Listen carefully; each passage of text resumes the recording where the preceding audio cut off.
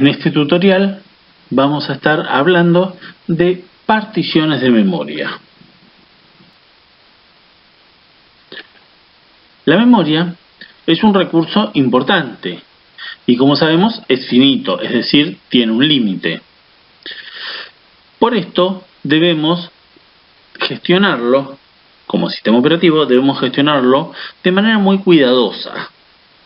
Para realizar esta tarea, el sistema operativo genera particiones que va asignando a los distintos procesos.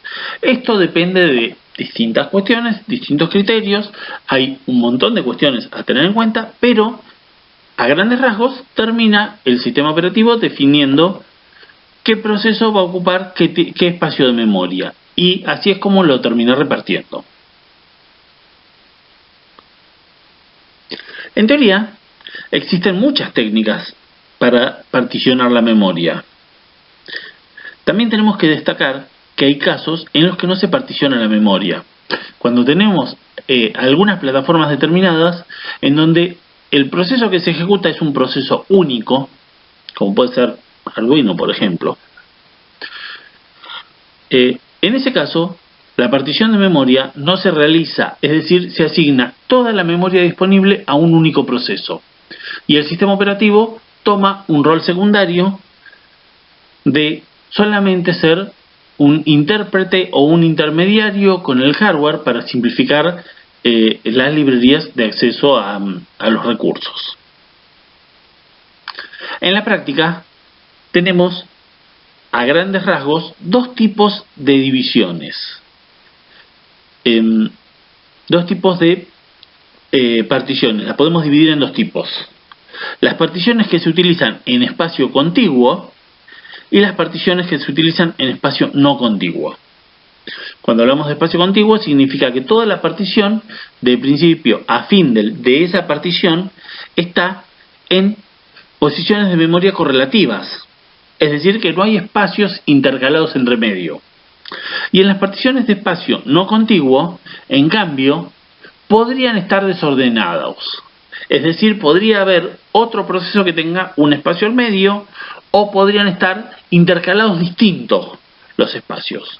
Esto, como sabremos, como lo veremos, tiene muchas implicancias. Particiones de espacio contiguo.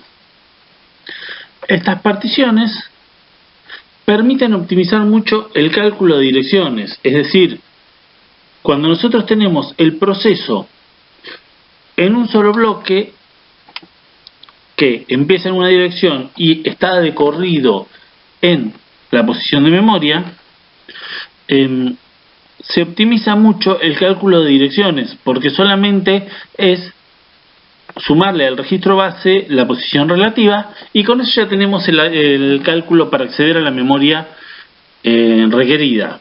Por otro lado, las tablas de restricciones de memorias serían muy pocas, porque solamente tendremos que limitar el acceso a un solo segmento, es decir, desde el comienzo hasta el final, y nada más.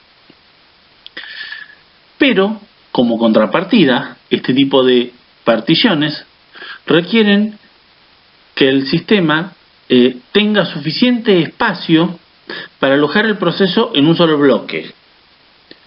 Y esto a veces trae aparejado otros problemas.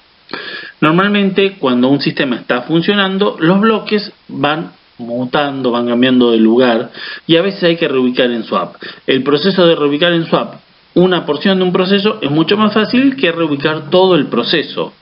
Si nosotros tenemos que trabajar con espacio contiguo, tenemos que reubicar todo el proceso, y eso implica un movimiento más grande. Por eso no siempre se utilizan. Particiones de espacio no contiguo.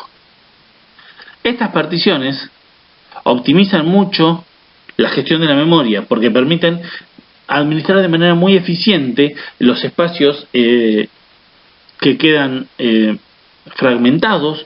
Las reubicaciones se hacen muy rápido porque solo se reubica lo necesario efectivamente, pero se genera una carga del procesador para realizar los cálculos de direcciones. Si bien sabemos que los cálculos de direcciones se realizan por hardware, cada vez que se hace un cambio de entorno y un cambio de las restricciones, las tablas de restricciones de la memoria para cambiar de un proceso a otro, todo ese cálculo, todos esos ajustes los tiene que hacer el sistema operativo, y todo eso genera una carga. Lo que pasa que optimiza bastante el manejo de la memoria en sí. Fragmentación. La fragmentación se denomina a la memoria que queda desperdiciada cuando usamos algún método de gestión de memoria. Normalmente, cuando dividimos la memoria, hay bloques que no pueden ser aprovechados. Los pequeños bloques, los recortes, los saldos que quedan sin uso, porque es más ineficiente tratar de aprovechar el 100% que sencillamente desperdiciarlo. Entonces, esa fragmentación técnicamente es memoria que no la podemos aprovechar.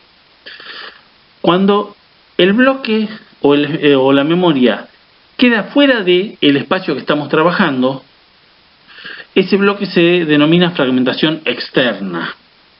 Y cuando queda adentro es fragmentación interna. Más adelante vamos a estar hablando de cómo aplican o cómo se interpretan en las distintas técnicas de administración de memoria.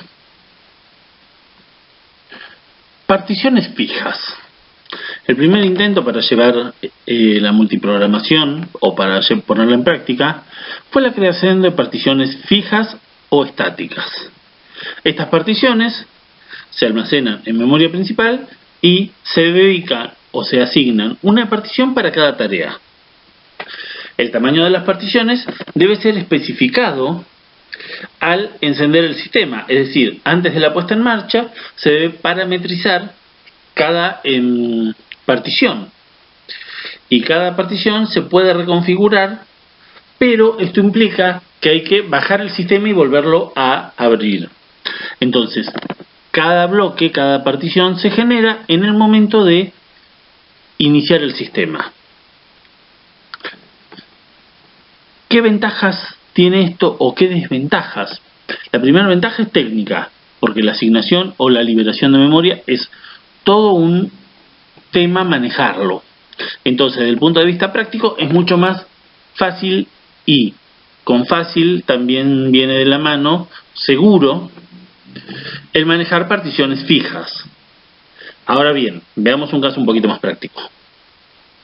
Si nosotros abrimos el sistema, vamos a tener una determinada cantidad de particiones.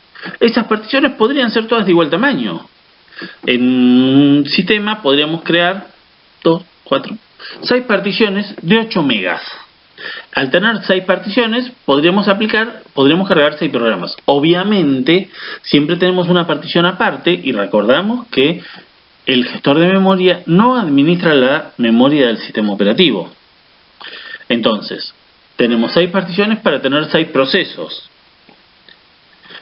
Cada uno de los procesos va a ser alojado en una de esas particiones. Si por algún motivo un proceso es más grande, ¿qué podemos hacer? No lo vamos a poder cargar. Solamente podemos cargarlo si tenemos espacio suficiente. Y si el proceso es más chico, estaríamos desperdiciando espacio. Si cargamos un proceso de 6 megas, el proceso de 6 megas ocupa una partición, esa partición está ocupada y los otros 2 megas quedaron desperdiciados. Ese desperdicio que queda a continuación se denomina fragmentación interna, porque está dentro de un segmento, dentro de una partición, y está desperdiciado. El segundo caso, tenemos la misma memoria, pero la distribuimos distinta. Creamos la partición de 8 megas que ocupó el sistema operativo, después creamos una de 4, una de 6, otra de 4, una de 8, una de 4, otra de 10, de 7, de 5 y de 3. No tenemos exactamente la misma memoria, porque esto es impar. Pero bueno, es un detalle.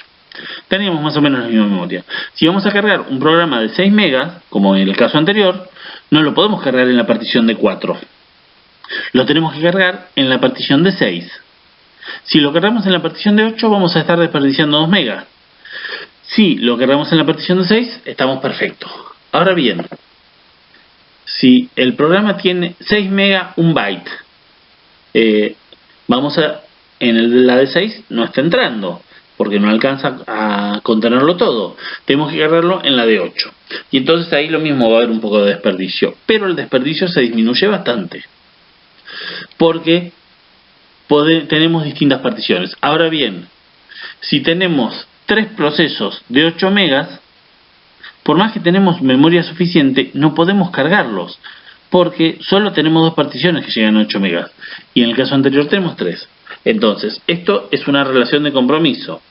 No podemos tener espacio suficiente para tener todos los procesos, pero tenemos que prever que en el segundo de los casos, nosotros podemos cargar muchos más procesos si los procesos son chiquitos. Y si son de diversos tamaños, alguno entrará en un espacio grande, en una partición grande, y otro entrará en una partición chiquita. Entonces se puede aprovechar mucho mejor. Particiones dinámicas. La otra técnica es trabajar con particiones dinámicas. Las particiones dinámicas son variables en número, es decir, en cantidad y en longitud. Esto quiere decir que cuando se carga un proceso en memoria principal, se le asigna exactamente el espacio que necesita, ni más ni menos. No se le asigna menos porque no entra el proceso, y no se le asigna más porque estaríamos dilapidando memoria. Y cuando el proceso se cierra, se descarga, se libera todo lo que haya que liberar, y después se libera la memoria. Al liberar la memoria, el espacio de memoria quedaría libre, y esto nos daría la posibilidad de poder reutilizarlo. Pero guarda que tenemos otros problemas también. El primero de los problemas que tenemos es que la técnica para poder crear y destruir segmentos de memoria o particiones es bastante complicada. Tener un sistema de asignación de memoria estable no es exactamente tan fácil. Partimos de un ejemplo puntual. Tenemos 56 megas, tenemos el sistema operativo y arrancó el sistema. Llegó el proceso 1, el proceso 1 requiere 20 megas, entonces se crea una partición de 20 megas. Quedaron 36 megas libres. Llegó el proceso 2, requiere 14 megas, quedaron 22 megas libres después de crear la partición. Llegó el proceso 3, requiere 18 megas, nos quedaron 4 megas libres. Fíjense que la proporción no es exactamente la adecuada, pero bueno, nos sirve igual para entenderlo. Llegó el proceso 4, en el paso 4, el proceso 2 se cerró. Entonces nos quedaron 14 megas libres, pero nos quedaron al medio. Si viniera, en ese caso, un proceso de 16 megas, no lo podríamos ejecutar. ¿Por qué? Porque no tenemos un bloque contiguo de 16 megas. Tenemos uno de 14 y otro de 4. Por otro lado, si viene un proceso de 8 megas, fíjense que nos quedan un bloque de 4 megas y un bloque de 6. Es decir, tenemos espacio pero no lo podemos aprovechar porque no es tan eficiente. Este caso, el bloque de 6 megas o el bloque de 4 megas, en realidad lo que se interpreta es que se genera fragmentación externa. ¿Por qué? Porque la fragmentación no está dentro de un bloque específico, sino que está fuera de todos los bloques. Por eso es externa. Relocalización. La relocalización o reubicación de un proceso consiste en moverlo desde la posición de memoria en la que se encuentra a otra posición de memoria. Esta reubicación o relocalización se hace con el objetivo de agrupar distintos bloques de memoria para obtener un bloque mayor. Cuando, por ejemplo, se necesita darle entrada a un proceso y no hay suficiente memoria, y se necesita ese bloque mayor porque no es porque se trabaja con procesos almacenados en memoria contigua, hace falta reubicar. La reubicación, analógicamente, es similar a la desfragmentación que se realiza en un disco. Cuando nosotros desfragmentamos un disco, técnicamente lo que estamos es relocalizando los procesos, los programas o los archivos que se encuentran en el disco.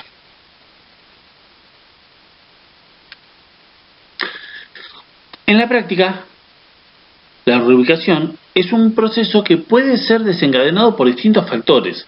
Hay varias causas que pueden llevar. Una es el tiempo. Si tenemos tiempo disponible, es lógico y razonable que el sistema operativo aproveche ese tiempo, cuando tiene tiempo de inactividad, en reubicar los procesos para que, si más adelante necesita el espacio, ya los tenga reubicados. La cantidad de tareas en la cola. Cuando un proceso no está ejecutándose, puede ser por distintas causas. Puede ser que esté bloqueado porque no tenga memoria para ejecutarse. Si está suspendido el proceso, está en memoria de swap, no tiene memoria disponible. Para poder ejecutarlo, hace falta que esté en memoria principal. Y si no hay memoria suficiente, hace falta reubicar procesos para que la memoria esté disponible. Y por otro lado, puede ser también desencadenado la reubicación porque la fragmentación de la memoria sea importante. Los sistemas operativos tienen una serie de marcadores que indican cuándo es necesario, cuándo es deseable, cuándo se podría hacer o cuándo es imperioso realizar determinadas tareas. La reubicación es uno de los puntos.